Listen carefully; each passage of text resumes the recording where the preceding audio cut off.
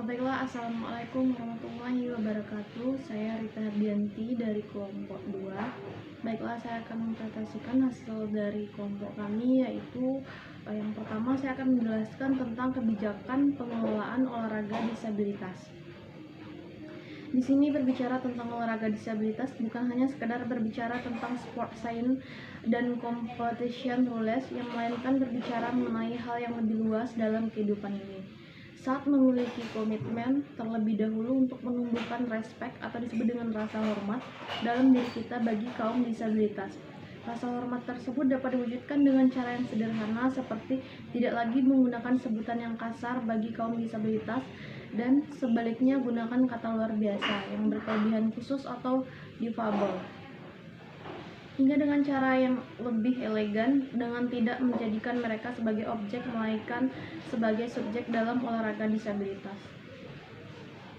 Selanjutnya saya akan menjelaskan disabilitas. Di sini disabilitas sport science, yaitu tersaji kutipan teori dan kebijakan disabilitas dari berbagai literatur dengan kurun 5 waktu dekat terakhir yang secara khusus berkontekskan berlatar belakang negara Inggris dan secara umum di tempat lain. Dari berbagai literatur yang ada, usaha-usaha yang menumbuhkan respek bagi kaum disabilitas bahkan lebih dari 5 dekade yang lalu, karena dari beberapa literatur yang ada mencatat kebijakan yang terkait dengan peristiwa yang terjadi.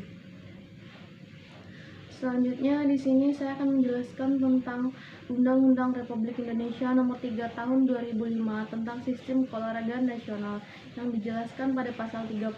Yang pertama, 1. Pembinaan dan pengembangan olahraga yang menyandang catat dilaksanakan dan diarahkan untuk meningkatkan kesehatan, rasa percaya diri, dan prestasi olahraga.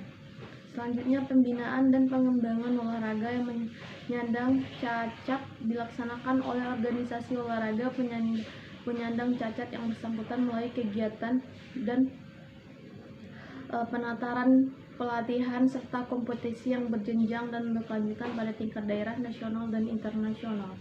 Selanjutnya, sejarah olahraga disabilitas.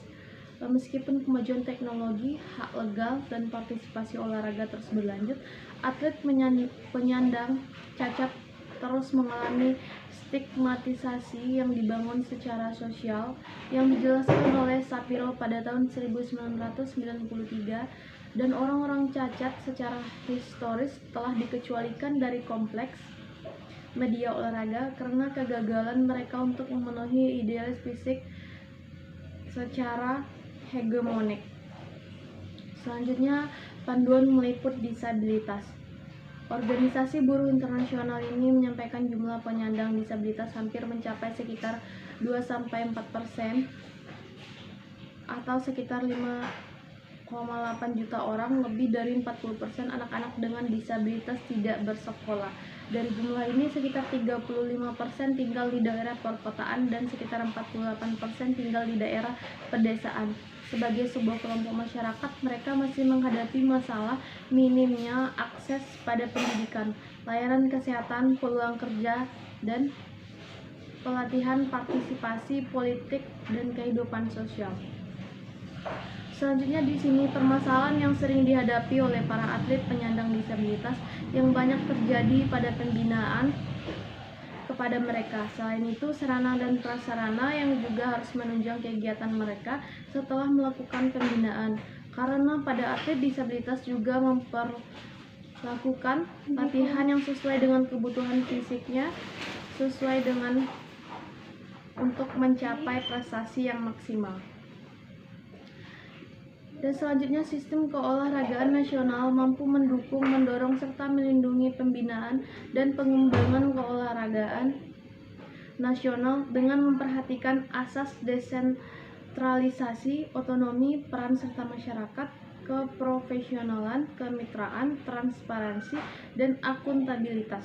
Di sini sistem pengelolaan pembinaan dan pengembangan keolahragaan nasional diatur dengan semangat memaksimalkan potensi daerah untuk memberikan ruang bagi masyarakat untuk bisa secara mandiri berpartisipasi dalam pengembangan kegiatan keolahragaan di mana sektor masyarakat dan swasta berperan di dalamnya yang dijelaskan oleh Kai pada tahun 2013. Selanjutnya, perubahan sosial dalam pembangunan keolahragaan nasional.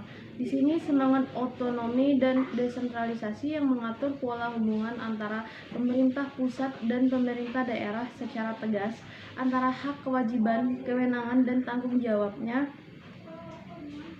koordinasi dan hubungan vertikal antara perintah pusat dan daerah, serta hubungan horizontal antara berbagai lembaga terkait, baik secara tingkat daerah maupun pusat, dalam rangka pengelolaan, pembinaan, dan pengembangan keolahragaan nasional yang ditegaskan secara detail.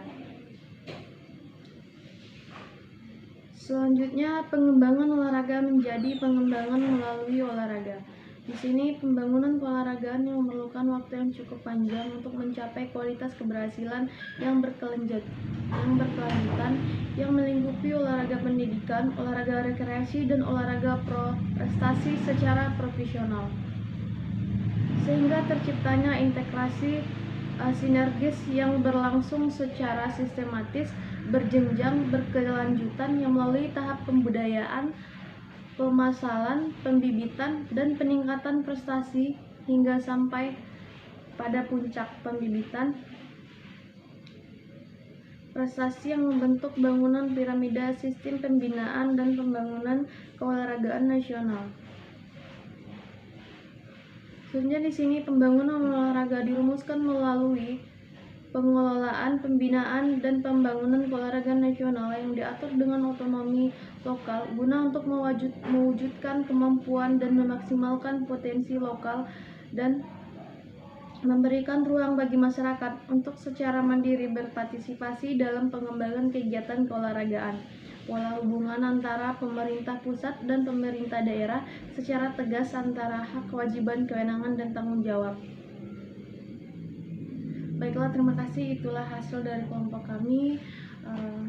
Saya tutupi dengan wabillahi taufiq. Wassalamualaikum warahmatullahi wabarakatuh.